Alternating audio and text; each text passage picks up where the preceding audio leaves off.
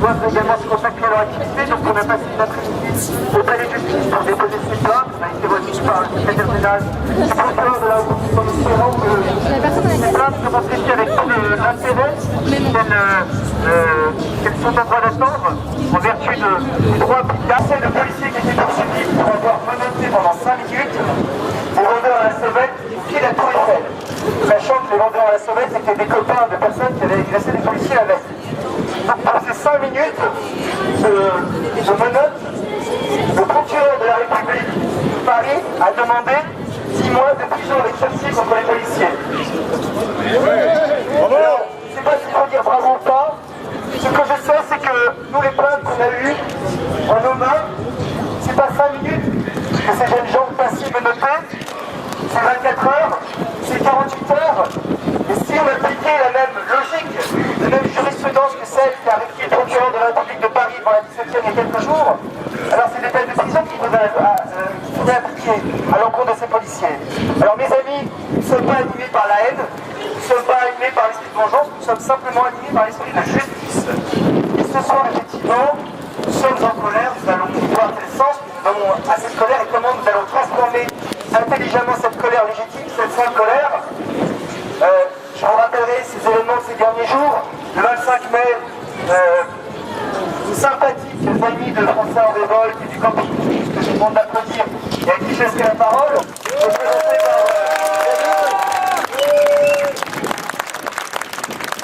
ils ont passé des nuits courtes à la maréchaussée,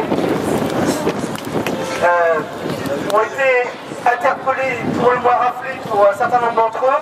Alors, il y a des jeunes gens impertinents qui peuvent effectivement donner prétexte aux forces de police pour se faire interpeller. Mais ce soir-là, il y a des personnes qui étaient sur les côtés, qui sortaient du restaurant, qui sortaient du magasin de jouets, et qui se sont fait rafler parce qu'ils avaient un sweatshirt de la manif pour tous, et qui ont passé 24 heures de garde à vue. Je pense également à un confrère qui était également là pour intervenir, pour filmer et manifester son indignation par rapport au comportement des forces de l'ordre qui agissaient sous ordre. Il faut bien le dire, c'est qu'on a face à nous des gens qui obéissent à des ordres, qui le font parfois et souvent et très souvent à contre-cœur. Ce confrère a fait 24 heures de garde à vue parce qu'il a simplement voulu intervenir et voulu filmer la scène. Ce qui est grave dans cette affaire, ce n'est pas simplement des policiers qui sont totalement, j'allais dire, désemparés par ce nouveau type de manifestants qui dénotent, évidemment, avec ceux du Trocadéro. Ce qui est scandaleux, c'est que cette garde à vue, elle a été autorisée par un procureur de la République, c'est-à-dire par un représentant de l'État. Un policier, après tout, soit un peu gauche ou maladroit dans l'exercice de la pratique juridique, il ne faut pas tellement leur demander plus, mais qu'ils agissent sous ordre. Et c'est ça le véritable scandale, c'est que ces arrestations, elles ont à l'évidence une connotation politique. On a un confrère, un avocat qui a voulu intervenir, qui a passé 24 heures en garde à vue, pour finir par un rappel à la loi. Alors, j'arrive au lendemain, le jour du 26 mai, c'était l'anniversaire de certaines d'entre nous qui ont passé bien leur journée d'anniversaire au commissariat de police. Sur 174 interpellations, nous n'avons eu que 14 poursuites. Ça veut dire que les 160 autres n'avaient strictement rien à se reprocher, si ce n'est qu'ils étaient sur place, et dans la grande majorité des cas, les dossiers qui ont été confiés, ils ont voulu sortir, et on ne les a pas laissés sortir pour la simple et bonne raison que ce soir-là, il fallait du chiffre, il fallait qu'on dise que les manifestants étaient des casseurs, qu'ils étaient des gens violents, et qu'on avait besoin d'un chiffre de 300 personnes. Eh bien, on l'a eu. Et dans ces 300 personnes, pour vous dire qu'on a plus à faire, effectivement, pardonnez-moi, mesdemoiselles, des Marie Ségolène, des Marie Astrige, sans casier judiciaire, qu'il y a des habitués de ce type d'incident. Je veux dire aussi que les jeunes gens de diversité qui partageaient leurs cellules avec eux étaient surpris de voir le profil de ces manifestants et leur confier qu'ils étaient totalement ahuris de voir qu'ils étaient en garde à vue pour si peu. Eux qui étant multirécidivistes savent à quoi s'en tenir. Donc nous sommes véritablement, il faut en avoir conscience, en présence d'arrestations qui ont une motivation politique et idéologique.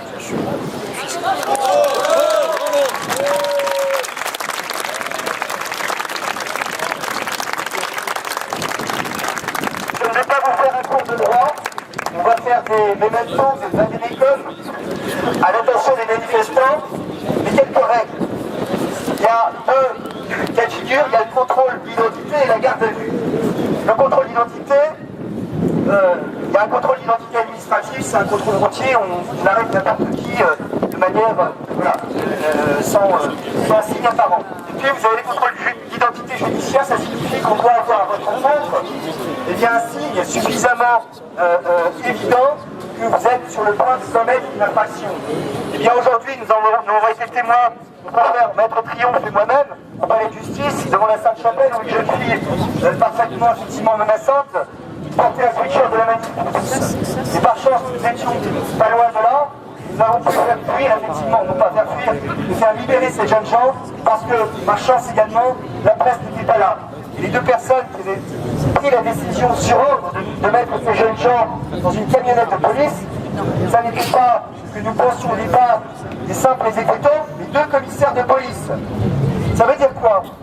Ça veut dire tout simplement que les personnes qui leur donnaient les ordres étaient déjà encore plus haut placés. C'est-à-dire que les ordres, ils venaient ni plus ni moins de la préfecture de police.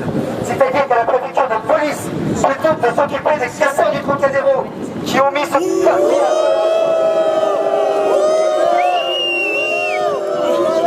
il y a 3 semaines, eh bien on s'occupe des jeunes filles en sweatshirt rose, comme mademoiselle qui est à ma droite. Mademoiselle, vous êtes une délinquante potentielle. Eh bien cela...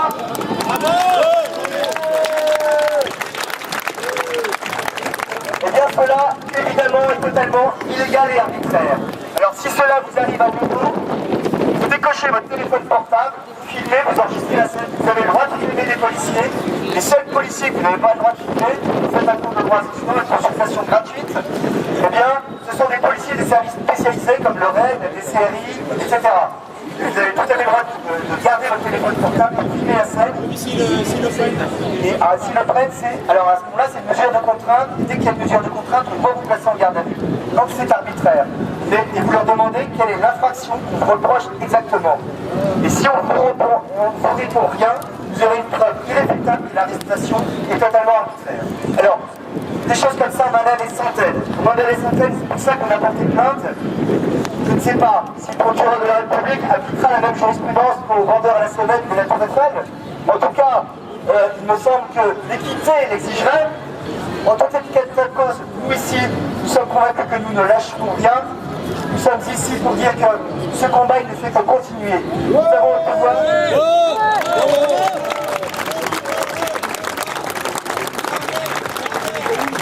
Le meilleur exemple, c'est celui du 24 mars, où vous avez eu des manifestants pacifiques qui se sont fait gazer.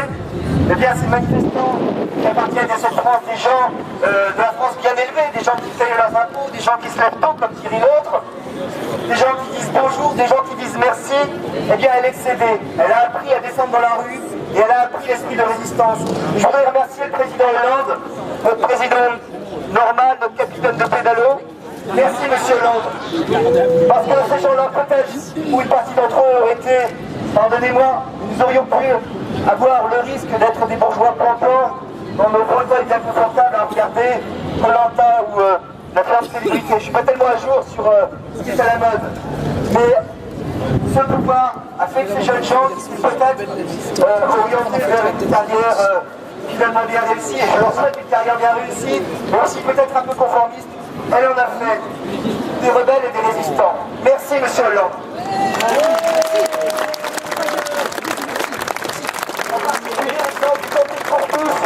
Pour un soir d'avril, 67 gens parfaitement calmes et silencieux, qui ne faisaient aucun bruit, sachant que quelques semaines auparavant, d'autres personnes avaient campé devant l'Assemblée nationale sans qu'il y ait eu la moindre intervention des forces de police, et qui se sont retrouvés en garde à vue. Eh bien, cette garde à vue de 17h où 25 jeunes filles ont passé plusieurs heures dans 18 mètres carrés, 18 mètres carrés, 25 personnes, on n'a jamais vu ça dans n'importe quel pays, c'est un véritable scandale. Eh bien, ce scandale a donné lieu à la naissance de Français en révolte, du camping pour tous et des veilleurs. Et aujourd'hui, les veilleurs se présentent partout dans toute la France, il y en a dans 80 régions, et chaque soir, tous les soirs, eh bien, ils manifestent avec force, conviction, silence et courage, eh bien, l'esprit de résistance. Merci, monsieur Hollande, on l'applaudit.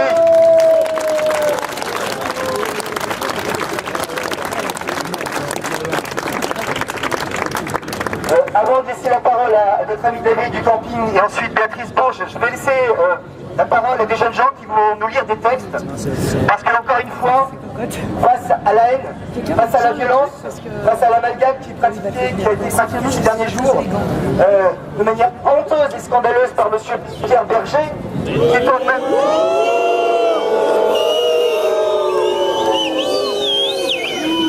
Monsieur Berger, qui retweet, pardonnez-moi de cet anglicisme, mais un message selon lequel si vous mettiez une bombe à la manif pour tous, ce serait pas bien grave.